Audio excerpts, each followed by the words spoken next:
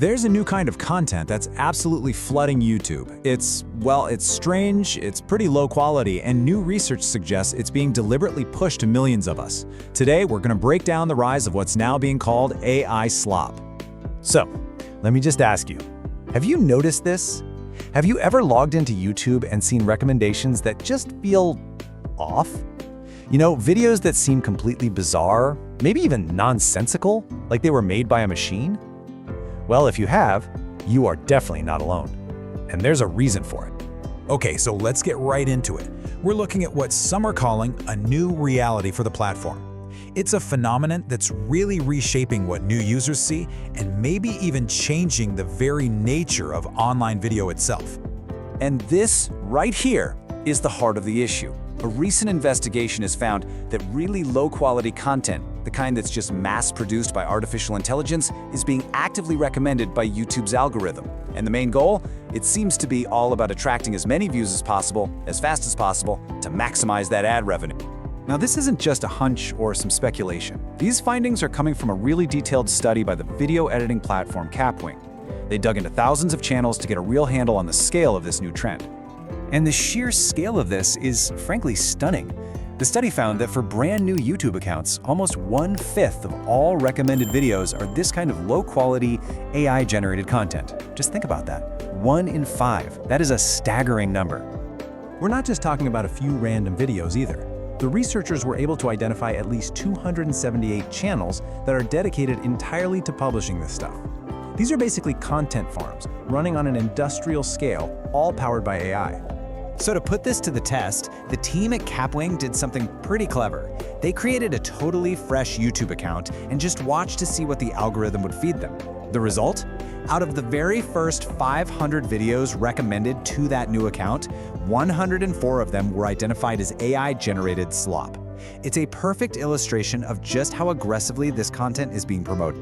So what do we even call this stuff? Well, the term that's really sticking is AI Slop.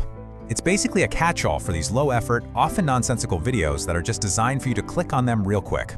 The source also points to a related category some people call brain rot. You know, that content with really over-the-top visuals, chaotic editing, and just bizarre ideas, all engineered to grab your attention in a split second. And this isn't just a problem in one country or one language. Nope. The impact of AI slop is truly global, and the research shows there's a very specific reason it travels so well. Just take Spain as an example. The study found that these AI trending channels have a combined following of nearly 20 million people there. That is a huge chunk of the country's entire population. It just goes to show you how massive the international reach of this content really is. So why does it spread so easily? Well, technology researcher Rohini Lakshman puts it perfectly. She says that because these videos don't have a real story or any kind of deep message, things like language and cultural barriers, they just don't matter.